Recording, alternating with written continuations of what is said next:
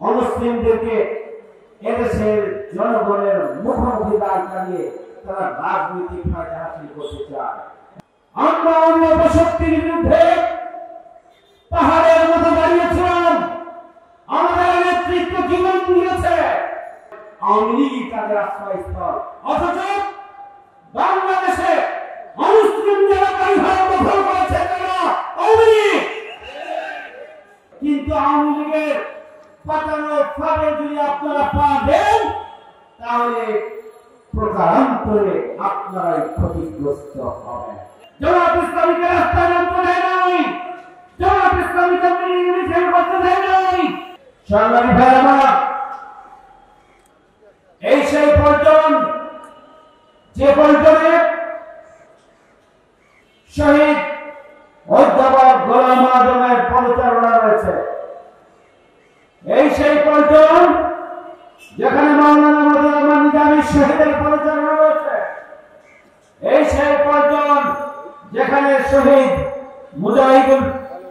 শহীদ আলী হাসান মোহাম্মদ মুজাহিদের পরিচালনা রয়েছে, এই সেই পল্টন যেখানে শহীদ আব্দুল কাদের মোল্লার পরিচালনা রয়েছে, এই সেই পল্টন যেখানে শহীদ কামারুজ্জামানের পরিচালনা রয়েছে, এই সেই পল্টন যেখানে মীর কাসেম আলী মিন্টু শহীদের পরিচালনা রয়েছে। সুতরাং আমরা অক্টোবরে প্রতিহত করেছিলাম, আমরা অন্য শক্তির বিরুদ্ধে পাহাড়ের মতো দাঁড়িয়েছিলাম, আমাদের নেতৃত্ব জীবন দিয়েছে, শাহাদাত বরণ করেছে, ফাঁসি কাস্তে ঝুলেছে, ৫-৬ লীগ নেতাকর্মীকে হত্যা করা হয়েছে, আমাদের কেন্দ্রীয় অফিস পল্টনের মহানগরী অফিসকে বন্ধ করে দেওয়া হয়েছে, আমাদের গোটা বাংলাদেশের অফিসগুলোকে বন্ধ করে দেওয়া হয়েছিল।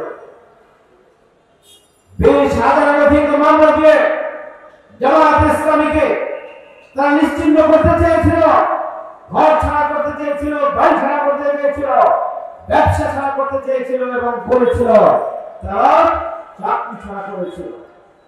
জামাত ইসলামের নিবন্ধনকে তারা কেড়ে নিয়েছিল, জামাত ইসলামের দাঁড়িপাল্লা প্রতীক কেড়ে নিয়েছে, জামাত ইসলামীকে রাস্তায় নামতে দেয় নাই, জামাত ইসলামীকে মিছিল করতে দেয় নাই, যাতে করে ওই বন্ধুরা মনে করেন আওয়ামী লীগ তাদের আশ্রয়স্থল। অথচ বাংলাদেশে অমুসলিম জনগণ দখল করেছে তারা আওয়ামী লীগ, উপাসনালয় দখল করেছে তারা আওয়ামী লীগ, জমি দখল করেছে তারা আওয়ামী লীগ। সবচেয়ে ক্ষতিগ্রস্ত আমাদের মুসলিম বন্ধুরা হয়েছে আওয়ামী লীগের হাতে। আর সেই আওয়ামী লীগ বাংলাদেশের শান্তিপ্রিয় জনগণকে উস্কে দিয়ে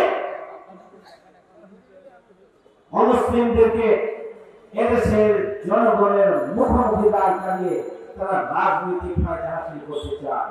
এই জন্য বাংলাদেশের জনগণকে সজাগ এবং সচেতন থাকতে হবে, কোন পাঠানো ফাঁদে পা দেওয়া যাবে না। অন্যদিকে অমুসলিম জনগোষ্ঠী যারা রয়েছেন তারা বাংলাদেশের সংবিধান কর্তৃক স্বীকৃত অধিকার প্রাপ্ত, বাংলাদেশের সাধারণ একজন নাগরিকের যে অধিকার রয়েছে আপনাদেরও সেই অধিকার রয়েছে।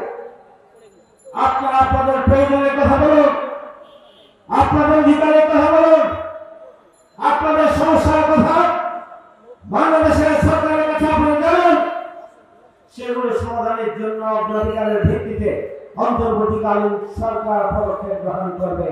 কিন্তু আওয়ামী লীগের পাতানো ফাঁদে যদি আপনারা পা দেন তাহলে প্রকারান্তরে আপনারাই ক্ষতিগ্রস্ত হবেন।